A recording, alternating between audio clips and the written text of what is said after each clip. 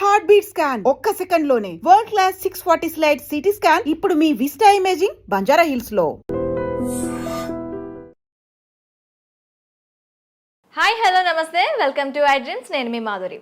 Sugar వ్యాధి మనకి ఇప్పుడు తరచూ కూడాను 30 ఏళ్ళు నిండిన వాళ్ళలో ఎక్కువగా బాధిస్తున్న వ్యాధి. మరి ఈ వ్యాధిని నియంత్రించుకోవచ్చా? ఒకవేళ వచ్చిన తర్వాత దీన్ని ఎలా కంట్రోల్ చేసుకోవాలి? ఎటువంటి మెడిసిన్స్ యూస్ చేసుకోకుండా ఆ మెడిసిన్స్ని ఆపి, అంటే మెడిసిన్స్ ఎవరైతే యూస్ చేస్తున్నారో ఆ మెడిసిన్స్ ఆపి, లేదు అంటే కంప్లీట్గా మెడిసిన్స్ని పక్కన పెట్టి ఎలా ముందుకెళ్ళాలి? అలాగే ఇంట్లోనే మనకు దొరికిన చిన్న చిన్న వస్తువులతో మనకి షుగర్కి ట్రీట్మెంట్ మనం ఇంట్లోనే ఎలా చేసుకోవాలి, ఇవన్నీ చెప్పడానికి డాక్టర్ శ్రీఎల్ వెంకట్రావు గారు మనతో పాటు ఉన్నారు. ఆయన అడిగి తెలుసుకుందాం. నమస్తే సార్. నమస్తే డాక్టర్ గారు, షుగర్ వ్యాధి ఇప్పుడు 30లో పడ్డారు అంటే వాళ్ళకి మ్యాక్సిమంగా కనిపిస్తున్న ఒక వ్యాధి. అది ఏంటి అంటే జీవన శైలిలో బీపీ షుగర్లు ఎలా అయిపోయాయి అంటే, ఒక బీపీయా షుగరా ఓకే అది కామన్, జలుబు దగ్గు ఎలా వస్తుందో అవి కూడా అంత కామన్ అయిపోయాయి. కాకపోతే అవి లాంగ్ టర్మ్లో మనిషి శరీరం పైన, మనిషి ఆరోగ్యం పైన తీవ్ర ప్రభావం చూపిస్తున్నాయి. మరి అయితే షుగర్ వ్యాధికి సంబంధించి మనకి రివర్స్ షుగర్ని ఎలా చేసుకోవాలి, అలాగే షుగర్ వ్యాధిని ఒక్కసారి మనం డయాగ్నోస్ చేసిన తర్వాత దానికి ఎలాంటి రెమెడీస్ యూస్ చేయాలంటారు? షుగర్ అనేది అది అసలు జబ్బే కాదు, మనం కొనుక్కు తెచ్చుకుందే. మనం పూర్వీకులు ఒక తరం ముందుకు వెళ్తే చక్కగా నడిచేవారు. ఆటోలు లేవు, బస్సులు లేవు, నడిచేవారు. నడిచినంతకాలం షుగర్ లేదు కదా. పోయి నడితో పాటు సైకిల్ దొక్కేవారు. అసలు ఇప్పుడు ఎవరైనా సైకిల్ దొక్కేవాళ్ళు ఉన్నారా? గ్రామాల్లో కానీ పట్టణాల్లో కానీ ఎవరైనా సైకిల్ దొక్కేవాళ్ళు ఉన్నారా? అంతే. ఎక్కడము చివరికి రైతులు, వ్యవసాయ కూలీలు కూడా ఇంటి దగ్గర బయలుదేరి పొలం గట్టు దాకా బైక్ మీద వెళ్ళటం, ఇంకా ధనిక వర్గాలు అయితే కారులో వెళ్తాం. మరి ఇంకా వ్యాయామం ఎక్కడుంది అంటే మనం కొనుక్కు తెచ్చుకుంది కదా. వ్యవసాయ కూలీలు గతంలో ఇంటి దగ్గర నుంచి పొలం వరకు నడిచి వెళ్ళేవారు. ఈ రోజున వ్యవసాయ కూలీలు ఏమంటున్నారు? అయ్యా ఆటో పెట్టండి, ఆటోలో ఎక్కొస్తామంటున్నారు. అంటే పొలం దాకా ఊరు నుంచి వాళ్ళ ఇంటి నుంచి ఆటోలో, ఆటో కాకపోతే ట్రాక్టర్ పెట్టమంటున్నారు. ట్రాక్టర్ దాంట్లో టైలర్లో ఎక్కి వెళ్తున్నారు, నడకలేదు. కనుక ఒకప్పుడు షుగర్ అంటే ఇదేదో ధనిక వర్గాలకు మాత్రమే వచ్చేది అనుకున్నారు. ఇవాళ కడు పేదలకి, నిరుపేదలకి, కూలీలకు, వ్యవసాయ కార్మికులకు వస్తూ ఉంది. ఎందుకంటే ఇవాళ అంటే పనులు చేయటంలా 30 ఏళ్ళోళ్ళే కాదు సార్, అంతకన్నా తక్కువ ఉన్న ఏజ్ ఉన్న వాళ్ళకి కూడాను ఇప్పుడు షుగర్ అనేది కనిపిస్తుంది. అంటే గరిష్టంగా 30 ఏళ్ళు అనేది ఒక ప్రామాణికం. ఇప్పుడు శ్రామిక వర్గానికి రాదు, ఇది పేదవాళ్ళ జబ్బు కాదు, అబ్బా కోటీశ్వర్ల జబ్బు అనుకునేవారు, అందుకే షుగర్ అనేవారు. ఇప్పుడు ఏమైంది? మరి కూలి పని చేసుకునే వాళ్ళకు కూడా వస్తుంది. ఎందుకు వస్తుంది? ఇంతకుముందు ఏదైనా తవ్వాలంటే చేతిలో పార ఉండేది, పలుగు ఉండేది, గడ్డపార పలుగు ఉండేది. ఇవాళ బరువులు మోసేవారు. ఇప్పుడు ఏమీ లేదు, బరువులు ఎత్తాలంటే మిషను, చేత్తో బరువులు ఎత్తే పని లేదు. వ్యవసాయ పనులన్నీ కూడా యాంత్రీకరణ జరిగింది. అందువల్ల మనము శారీరక శ్రమ లోపించటం వల్ల ఈ షుగర్ ఎక్కడ చూసినా, ఏ ఇంట్లో చూసినా, పట్టణాలు లేదు, నగరాలు లేదు, ధనిక వర్గాలు, పేద వర్గాలు అందరికి వచ్చేస్తూ ఉంది. ఈ షుగర్ వ్యాధి బరువు అధికంగా ఉన్న వాళ్ళకి వస్తుంది. ఓకే. కనుక బరువుకి షుగర్కి లింక్ ఉంది. బరువు అధికంగా ఉన్న ప్రతి ఒక్కరూ కూడా థైరాయిడ్ గ్రంథి ఏమైనా సరిగా పనిచేస్తుందా లేదా తెలుసుకోవాలి. కనుక thyroid test T3, T4, TSH అనే పరీక్ష విధిగా చేయించుకుని, థైరాయిడ్ లోపం ఉన్నప్పుడు థైరాయిడ్ ట్యాబ్లెట్లు వాడితే బరువు తగ్గుతారు. అంటే డయాబెటిక్స్ ఉన్న వాళ్ళందరికీ థైరాయిడ్ వచ్చే అవకాశాలు ఉంటాయంటారా సార్? అంటే ఇప్పుడు ఎట్లయితే షుగరు, బీపీ అన్నదమ్ములో బరువు అధికంగా ఎవరైనా ఉన్నా చాలామంది చెప్తారు, నేను గుప్పిడి అన్నమే తింటానండి, ఇంతలా ఉన్నానేంటి అంటారు. గుప్పిడి అన్నము ఇంతలా ఉండడానికి కారణం ఏంటంటే థైరాయిడ్ గ్రంథి సరిగా పనిచేయటం లేదు. కనుక బరువు తగ్గటం అనేది షుగర్ నియంత్రణకు చాలా కీలకము. థైరాయిడ్ చేయించాం, నార్మల్ ఉంది, దాంట్లో సమస్య లేదు. అప్పుడు బరువు తగ్గడానికి ప్రకృతి ప్రసాదించిన మహాబీర విత్తనాలు అని ఉన్నాయి. ఇవి వన తులసి గింజలు.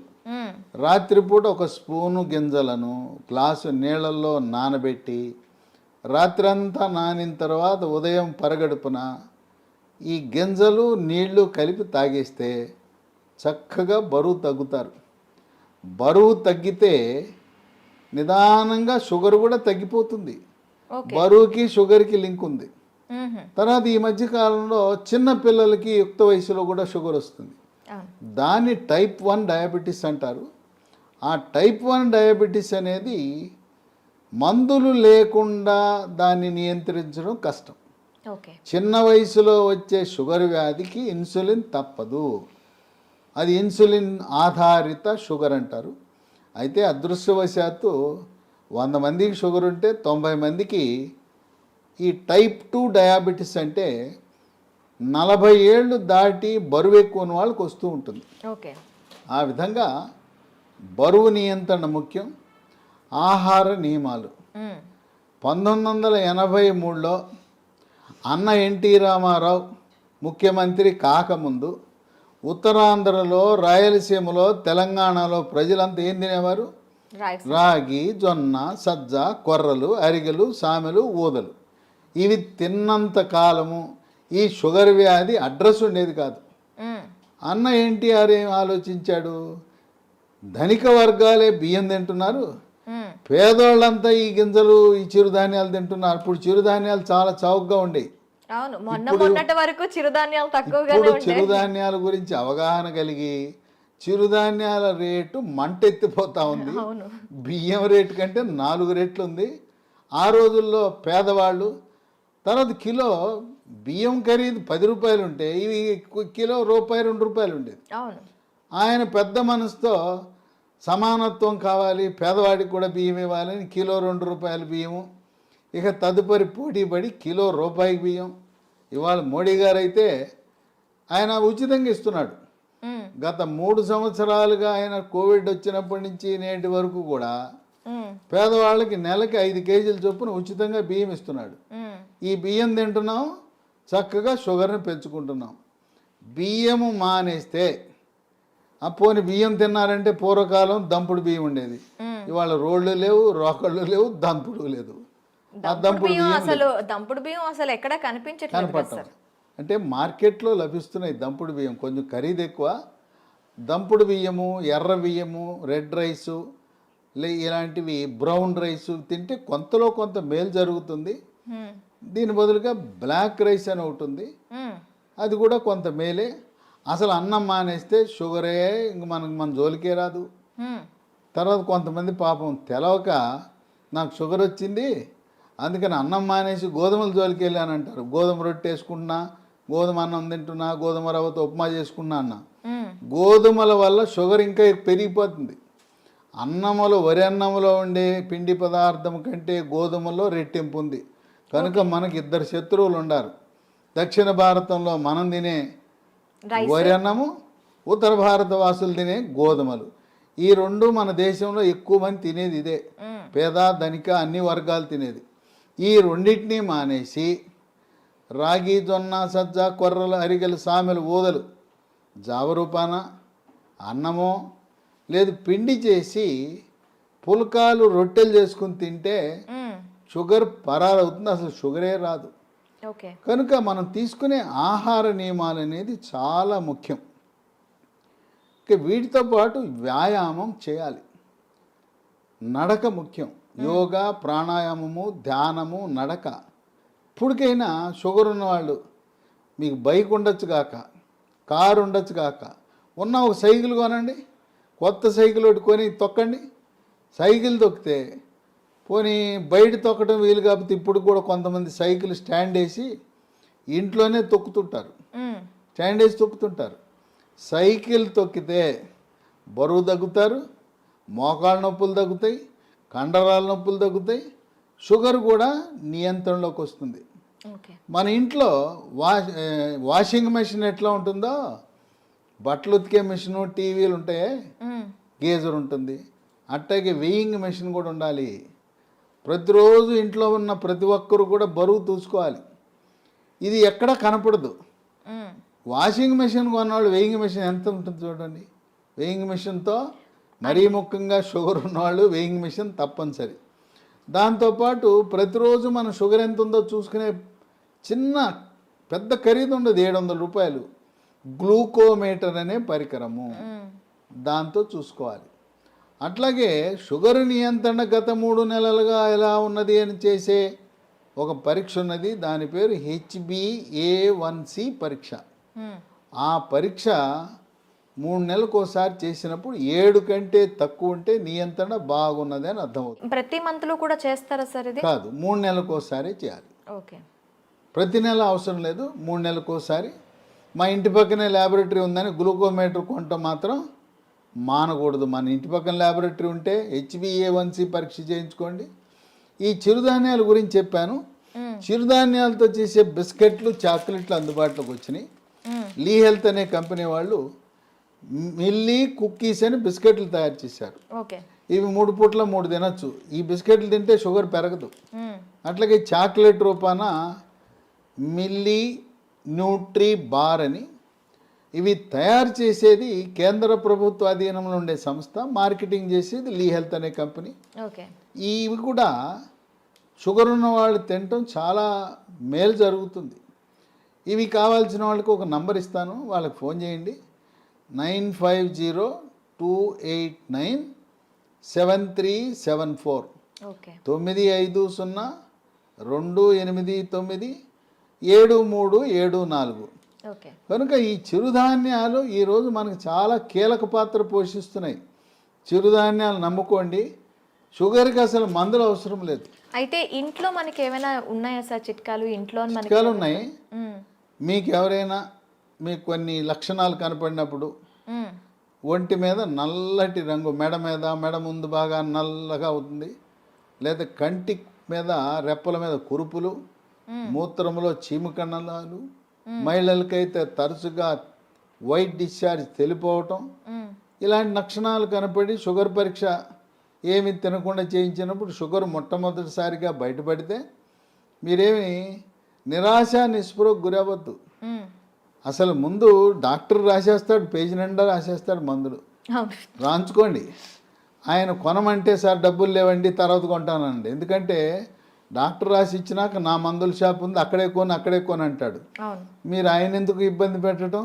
నేను వాడనంటే బాధపడతాడు, డాక్టర్ రాసిస్తాడు, మీరు వాడద్దు, మందులు కొనద్దు, డబ్బులు లేవని చెప్పండి, అప్పు ఇస్తానంటే అప్పు తీసుకోనని చెప్పండి. అసలు మందులే అవసరం లేదు.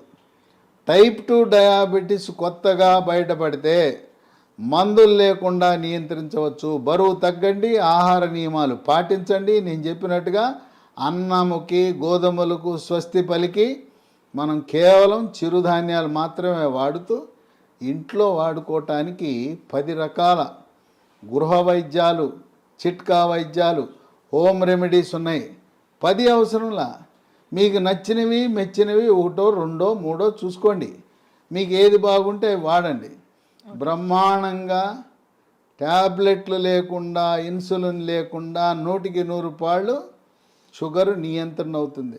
అంతేకాదు మాకు తెలవకుండా పిచ్చాళ్ళలాగా మేము మొదలెట్టేసామండి, డాక్టర్ గారు రాసి ఇచ్చాడు, గత 3 ఏళ్ళుగా 4 ఏళ్ళుగా మేము వాడుతున్నామంటే 5 సంవత్సరాలుగా ట్యాబ్లెట్ వాడుతున్న వాళ్ళకు కూడా షుగర్ని రివర్స్ చేయొచ్చు, డయాబెటీస్ని రివర్స్ చేయొచ్చు. ఇది వైద్య పరిశోధనలో నిర్ధారించడం జరిగింది. ఇక 15-20 ఏళ్ళు ఉంటే డోస్ తగ్గించవచ్చు, ట్యాబ్లెట్ల డోస్ తగ్గించవచ్చు, ఇన్సులిన్ డోస్ తగ్గించవచ్చు, కానీ పూర్తిగా మానలేం. గృహ వైద్యాలు 10 ఉన్నాయి. మొట్టమొదటిది తమలపాకు. తమలపాకు పొద్దున ఒక 2 తమలపాకులు, రాత్రి ఒక తమలపాకులు, ఉట్టిది నవలాలి, దాంట్లో ఏం వేసుకోకూడదు. ఇక 2 మెంతిపొడి. ఉదయం 1 స్పూన్ మెంతిపొడి, రాత్రి 1 స్పూన్ మెంతిపొడి నీళ్ళలో కలుపుకొని తాగాలి. మెంతులు రాత్రిపూట నానబెట్టి నానిన మెంతులను నవిలేస్తూ ఆ నీళ్ళను కూడా తాగుతారు కొంతమంది.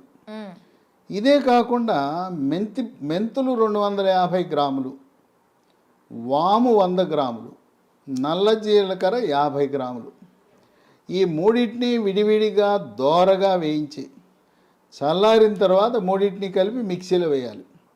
పొడిని ఒక సీసాలో పెట్టుకుని ఉదయం 1 స్పూను, రాత్రి 1 స్పూను, అంటే దీంట్లో వేయవలసింది మెంతులు 250 గ్రాములు, వాము 100, జీలకర్ర మామూలు జీలకర్ర కాదు, నల్ల జిల్ల నల్ల జీలకర్ర 50 వాడితే కొంచెం చేదు ఉంటుంది కానీ బ్రహ్మాండంగా పనిచేస్తుంది. కేవలం మెంతిపొడే కాకుండా ఈ 3 కలిపితే ఇక ఏ ట్యాబ్లెట్ అవసరమే ఉండదు. ఓకే. ఇక 3 ఇన్సులిన్ మొక్కలు దొరుకుతాయి. ఉదయం 1 కానీ 2 కానీ మీ అవసరాన్ని బట్టి గ్లూకోమీటర్ పరీక్షను బట్టి ఉదయం 1-2 ఆకులు, రాత్రి 2 ఆకులు నవిలేయటమే. ఇంట్లో మొక్కలు పెట్టుకోండి, కుండీలో కూడా పెట్టుకోవచ్చు. ఓకే. నేల లేకపోయిన వాళ్ళు, అపార్ట్మెంట్ వాళ్ళు కూడా కుండీలో పెట్టుకోండి, ఇన్సులిన్ మొక్కను పెంచుకోండి. అవి మీ షుగర్ని నియంత్రిస్తాయి. ఇక 4 మన గ్రామాల్లో ఎక్కడ చూసినా జామ ఆకులు ఉంటాయి, జామ చెట్లు ఉంటాయి. జామ ఆకులు ఒక 8 ఆకులు తీసుకుని ఓ 1/2 లీటర్ నీళ్ళు తీసుకుని దాన్ని గ్యాస్ స్టవ్ మీద పెట్టి మూత పెట్టి సిమ్లో పెట్టి 1/2 గంట కాయాలి. జామ ఆకుల రసం నీళ్ళలోకి దిగి తెల్లగా ఉండే నీళ్లు కొంచెం గోధుమ రంగులోకి మారుతాయి. అవి ఉదయము రాత్రి జామ ఆకుల ఈ రసాన్ని తాగితే బ్రహ్మాండంగా నియంత్రించబడుతుంది. ఇక 5 జామ ఆకులు ఎలా వాడామో మామిడి ఆకులు 8 జామ ఆకులు బదులు 8 మామిడి ఆకులు ఉదయము రాత్రి వాడండి. ఇంకొక వరుస ఏంటంటే సోమవారం నాడు మీరు జామ ఆకులు వాడితే మంగళవారం మామిడి ఆకులు, రోజు మార్చి రోజు ఒక ఆకు వాడుతూ ఉండండి. లేదు ఇంకా కావాలంటే 3వ రోజు ఇన్సులిన్ ఆకులు వాడండి. ఇంకా నేను చెప్పాల్సిన అవసరం లేదు. ఒకసారి మీకు సూచిస్తే నాకంటే ఎక్స్పర్ట్లు మీరు ఈ చిట్కాలను ఎలా వాడాలి అనేది నేను చెప్పాల్సిన అవసరం లేదు. మీరే ఇంకా 10 మందికి చెప్పగలుగుతారు. ట్యాబ్లెట్ అవసరం లేదు. చిట్కాల గురించి మీరే ఇంకా మీ స్వీయ అనుభవాన్ని 10 మందికి పంచి ఇవ్వగలుగుతారు. ఇక 6 కాకరకాయ. కాకరకాయ రసము ఉదయము రాత్రి కొన్ని సందర్భాల్లో కాకరకాయ దొరకవు సీజన్ బట్టి. కాకరకాయ రసం కూడా షుగర్ని బాగా నియంత్రిస్తుంది. కాకరకాయ దొరకకపోతే హిమాలయ కంపెనీ వాళ్ళు కరేలా అనే ట్యాబ్లెట్ తయారు చేశారు కాకరకాయ నుంచి. ఉదయం 1 ట్యాబ్లెట్, రాత్రి 1 ట్యాబ్లెట్ వేసుకోవచ్చు. అమ్మో మెంతిపొడి నేను తినలేకపోతున్నానండి, చేదుగా ఉంటుందని అనే వాళ్ళకి ఇదే హిమాలయ కంపెనీ వాడు మేతి అని ఒక ట్యాబ్లెట్ తయారు చేశాడు. దాని పేరు మేతి. కంప్లీట్గా మనకి ఆయుర్వేద ప్రోడక్ట్స్ ఇవి. అది పొద్దున 1 ట్యాబ్లెట్, రాత్రి 1 ట్యాబ్లెట్, మెంతుల నుంచి చేసిన ట్యాబ్లెట్ వేసుకుంటే షుగర్ నియంత్రణ జరుగుతుంది. ఓకే. ఇక 7 ఆకాశ పండు, షుగర్ బాదం, స్కై ఫ్రూట్. ఇవి భారతదేశంలో లక్షలాది మంది వాడుతున్నారు. ఇదేంటి ఆకాశ పండు అని పేరు పెట్టారు ఎందుకంటే పెద్ద చెట్టు 100 అడుగులు ఎత్తి పెరుగుతుంది. దీనికి కాయ రాగానే కాయ నేలంక చూడకుండా పైకి చూస్తుంది. ఓకే. ఆ కాయ పైకి చూస్తుంది కనుక దీని ఆకాశం అంక కాయ చూస్తుంది కనుక ఆకాశ పండు అని. ఇది షుగర్ని తగ్గిస్తుంది కనుక షుగర్ బాదం అని పెట్టారు. ఇవి గింజలు లభిస్తాయి. 2 గింజలు, పొద్దున 1 గింజ, రాత్రి 1 గింజ. ఆకాశ పండు యొక్క గింజ పై నుండే గోధుమ రంగు పొరను తొలగించి తెల్లగా ఉంటుంది లోపలికి. ఆ గింజని ట్యాబ్లెట్ మింగినట్టు మింగాలి. అది ఏమన్నా నవిలారా, కషాయమే. అంత చేదు అధికంగా ఉంటుంది. దీనివల్ల అనేక మంది ప్రయోజనం పొందారు. ఇక 8 పన్నీర్ పూలు విత్తనాలు అని ఉంటాయి. వీటిని 15 విత్తనాలు రాత్రిపూట 1 గ్లాసు నీళ్ళలో వేసి నానబెట్టాలి. పొద్దున్నే చింతపండు నుంచి మనం పులిహార చేసుకోవడానికి చింతపండు రసం ఎలా తయారు చేస్తాం, పిసుకుతామా?